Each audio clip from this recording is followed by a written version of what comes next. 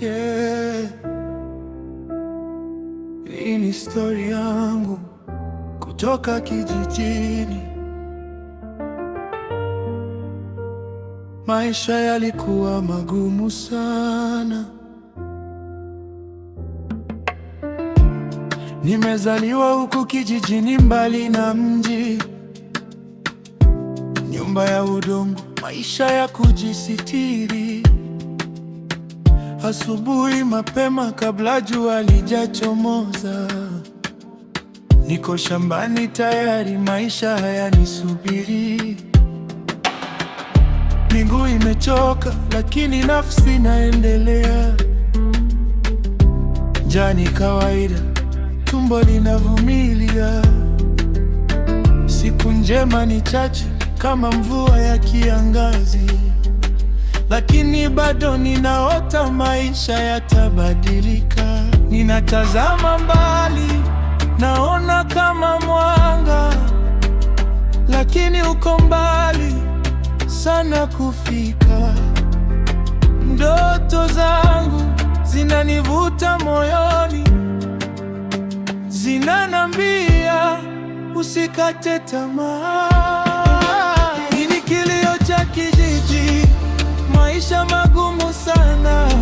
Ninapambana kila siku, lakini njia ni chache. Ninaota maisha mazuri nje hapa, labda uko mbele ndipo kuna mwanga. Hii ni kilio cha kijiji, moyo wangu unalia.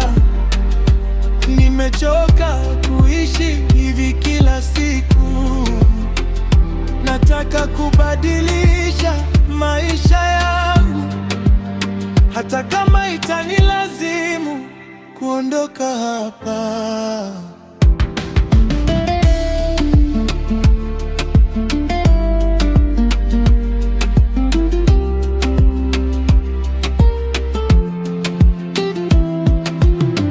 Nawaona watu wakitoka mjini wakirudi, wamevaa vizuri, maisha yao yanaonekana safi. Najiuliza, je, na mimi nitaweza siku moja? Au ndoto zangu zitabaki hadithi tu? Mama ananiambia vumilia mwanangu, lakini moyo wangu nataka zaidi. Sauti ndani yangu haikomi kunita, inasema kuna maisha bora mbele yangu.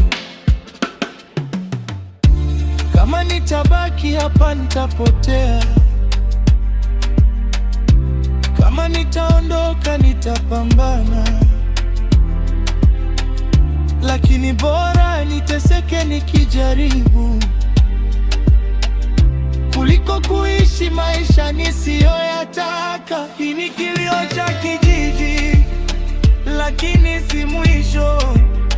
Ndoto zangu bado zinaishi moyoni. Nitachukua hatua hata kama ni ngumu. Safari yangu inaanza hivi karibuni. Siku moja nitaondoka hapa,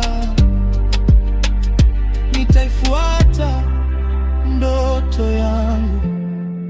Hii ni mwanzo tu.